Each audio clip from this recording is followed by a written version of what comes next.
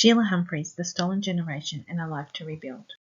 Acknowledgement of country. We acknowledge the Aboriginal people as the traditional owners of this land, and we pay our respects to the elders past and present.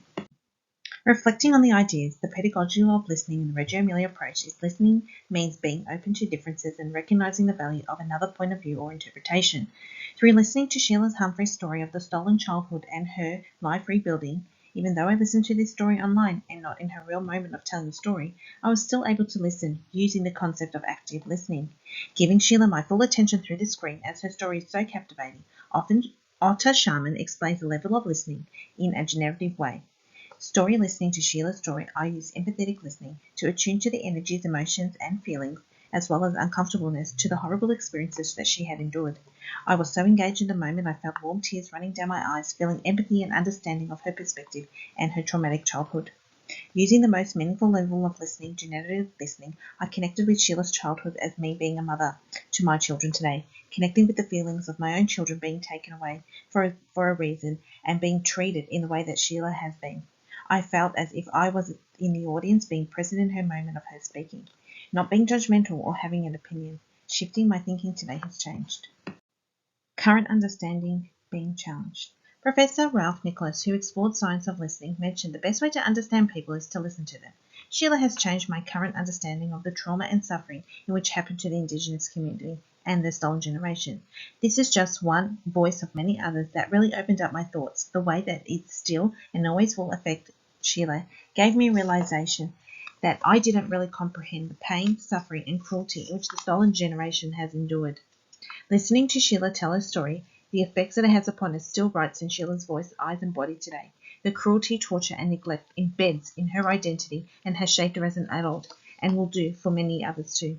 My perspective is that I have gained that Sheila can never relive her childhood, but she can reunite with families and communities, but not the years and time that's spent without their love, basic care, anguish, slavery, wonder, and grief when separated. Family ties were severed during this, completely disconnected them from their traditions and communities where they were born to, losing their sense of identity and culture. Sheila can go home with her community but never will erase the impact and trauma. Stereotypes that were challenged. The stereotypes that challenged my thinking is that children were taken away from their loving families to orphanages by the authorities, thinking this decision was the best for the children, stereotyping their culture is better off with other families rather than their very own. Families of the Indigenous community having the belief that the orphanage at New Norica would provide children with a rich education, only to know that Sheila's mother realised 4 years later on that that education wasn't happening. The children were not orphans. Sheila said, "We had mums and dads. The reason they were taken away is because of the colour of our skin."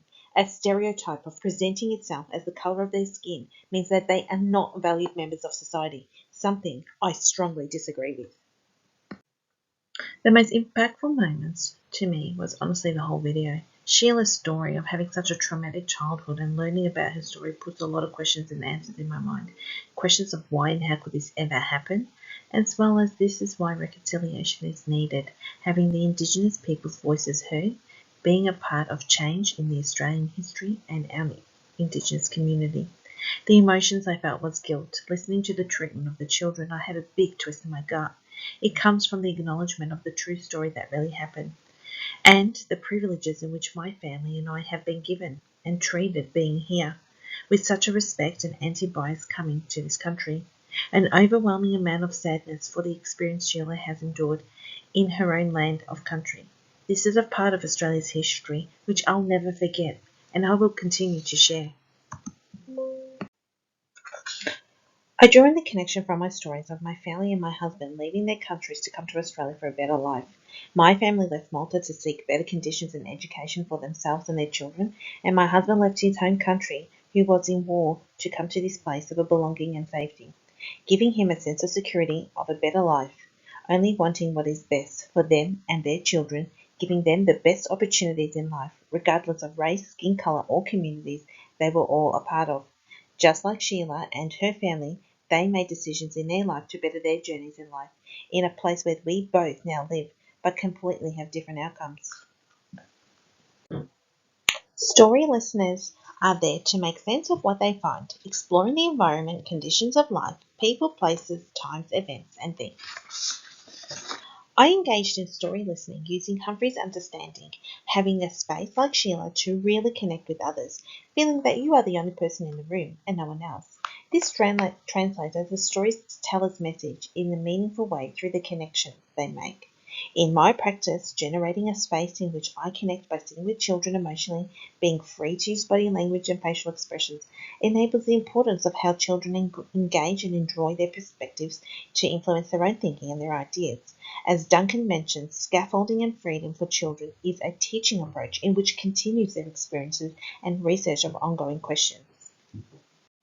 Through my story listening, Sheila's story, I can draw upon working in partnership with families to provide an environment that is anti-bias, which supports their children and families' identity in a diverse society.